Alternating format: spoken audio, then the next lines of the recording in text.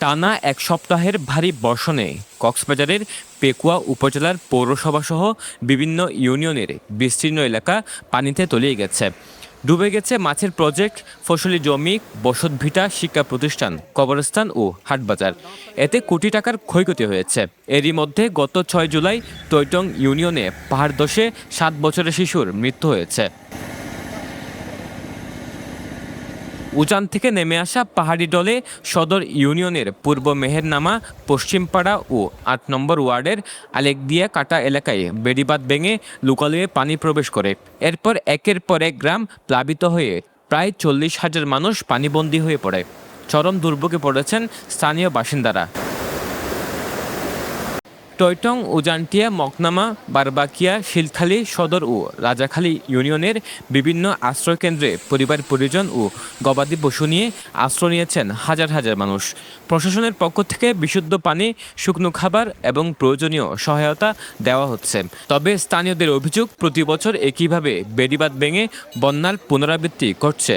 তারা স্থায়ী সমাধানের জন্য টেকসই বেড়িবাঁধ নির্মাণের দাবি জানিয়েছেন।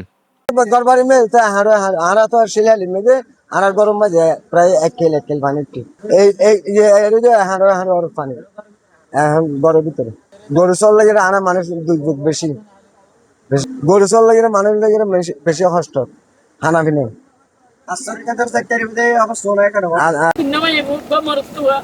রক্ত বেশি এর ভিড়া লই দেবে শুকাল্লা বলি গাছন দৌড়াইব গাছ ধীরে ধীরে একটা বেড়ার ঘর হইলে বান্ধব টিয়ালা বলি করবান দিন না বাড়িতে 2 লাখ ফুটি জোড়াই না বাড়িতে একটা করবান দিন না বাড়ি বিটা থাইলে দুনে দাঁড়ি ফাড়ি যাবে বইটাই ধরে বন্যার কারণে পানিয়ে নিয়ে বাড়ি ব্যক্তি বিনীতভাবে অনুরোধ করছি, আমাদের এই গরিব দুঃখী অসহায় মানুষের কষ্ট লাগবে, আপনারা শুধু টেকসই বেড়িবাঁধের পাশাপাশি আমাদের এই গরিব দুঃখী মানুষগুলোকে যেন স্থায়ীভাবে পুনর্বাসন করা যায়।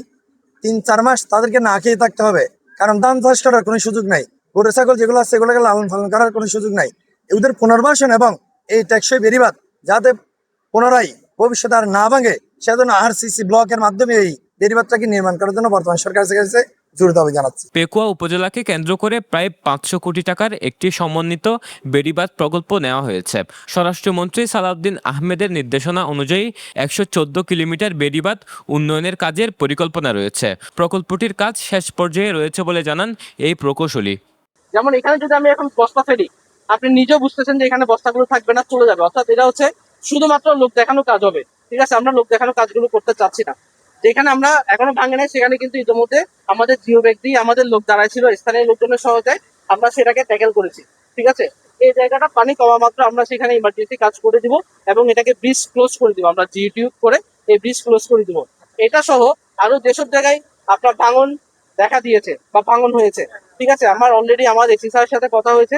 উনি বলেছে পানি কমা মাত্র তুমি সেখানে নির্দিষ্ট ঠিকাদার নিয়োগ করে দ্রুত সময়ের মধ্যে কাজ শুরু করবা। বন্যা আক্রান্তদের প্রশাসনের পক্ষ থেকে সার্বিক সহযোগিতা দেওয়া হচ্ছে বলে জানিয়েছেন উপজেলা প্রশাসন। সকাল পর্যন্ত আমরা বিভিন্ন ইউনিয়ন পরিষদ থেকে, আমাদের ট্যাগ অফিসার আছে, ইউনিয়ন পরিষদের প্রশাসনিক কর্মকর্তা আছে, তাদের মাধ্যমে যে প্রতিবেদন পেয়েছি প্রায় ৪০,০০০-এর বেশি লোক হচ্ছে বন্যার পানিতে আবদ্ধ আছে এবং ৩০০-এর উপরে লোক এখনো পর্যন্ত বিভিন্ন আশ্রয় কেন্দ্রে উঠেছে। এর মধ্যে ইফার সেন্টার আছে যে আপনার উজানটিয়াতে, তারপর ফাঁসিয়াখালী কামিল মাদ্রাসা, বারবাকিয়া সরকারি প্রাথমিক বিদ্যালয় সহ এরকম 8টা সেন্টারে লোকজন উঠেছে। প্রতি বছরের মতো এবারও বেড়িবাঁধ ভেঙে হাজার মানুষকে চরম দুর্ভোগে পড়তে হয়েছে। স্থানীয়দের প্রত্যাশা, বারবার একই দুর্যোগের পুনরাবৃত্তি রোধে দ্রুত টেকসই বেড়িবাঁধ নির্মাণে কার্যকর উদ্যোগ নেবে সংশ্লিষ্ট কর্তৃপক্ষ। News desk, পেনুয়া।